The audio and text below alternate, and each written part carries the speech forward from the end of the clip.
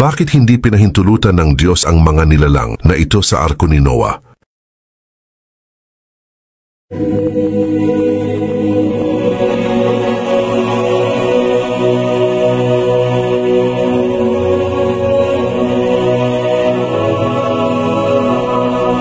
Naisip mo rin ba kung bakit may mga nilalang na hindi pinayagang makapasok sa arko ni Noah? Ito ay isang misteryo na hindi gaanong alam ng marami at ngayon ay bibigyan natin ng kasagutan ang tanong na ito. Sa bidyong ito, ating sisiyasatin ang Biblia, suriin ang mga alamat at kwento, at tuklasin ang mga pananaw ng mga teologo tungkol sa nakagugulat na pagbubukod na ito.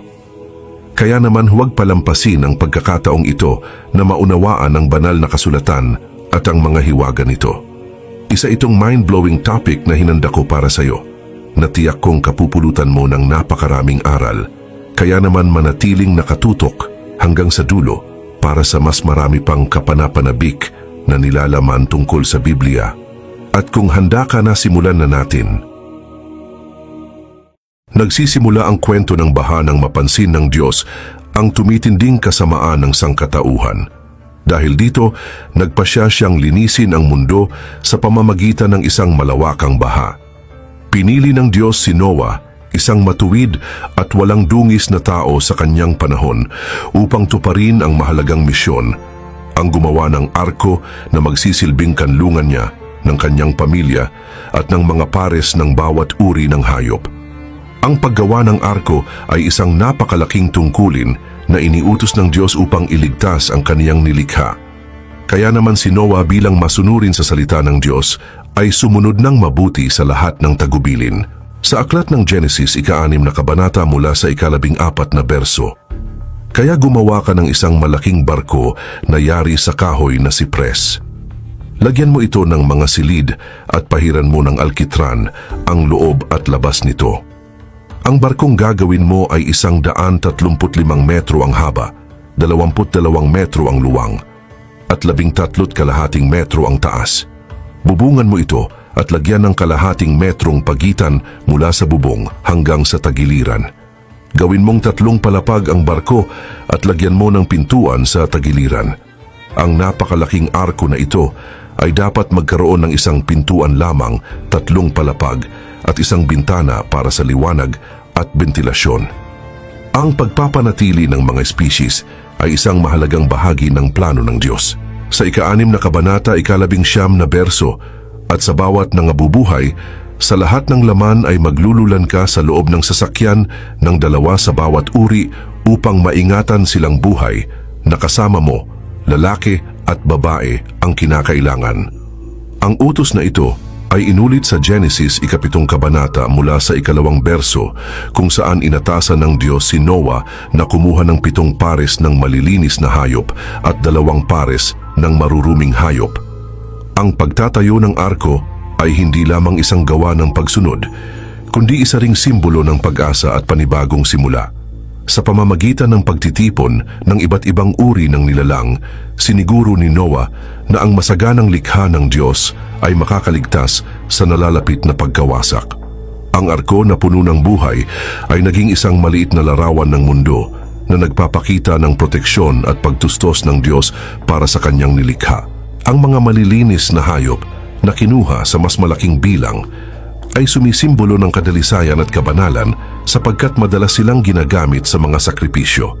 Ang mga maruruming hayop naman, bagamat kakaunti ang bilang, ay kumakatawan sa kabuuan ng nilikha ng Diyos. Kabilang na ang mga hindi ginagamit para sa sakripisyo o pagkain. Sama-sama, ang mga hayop na ito ay sumisimbolo sa kabuuan at pagkakaiba-iba ng buhay.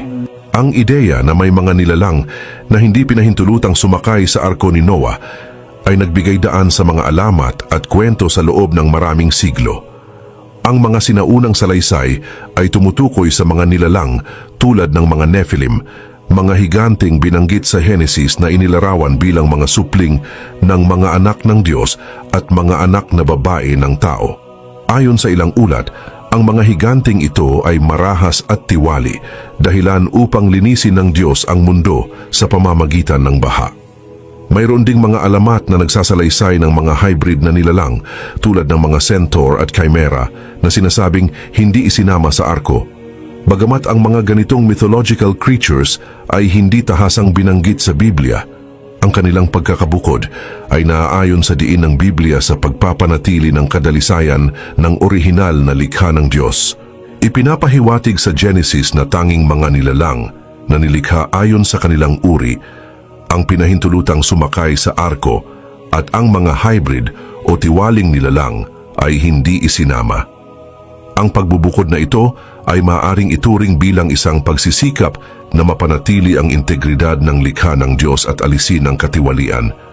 Mula sa isang teolohikal na pananaw, ang pagbubukod ng ilang nilalang ay sumasalamin sa katarungan ng Diyos at sa kanyang hangaring maibalik ang kadalisayan.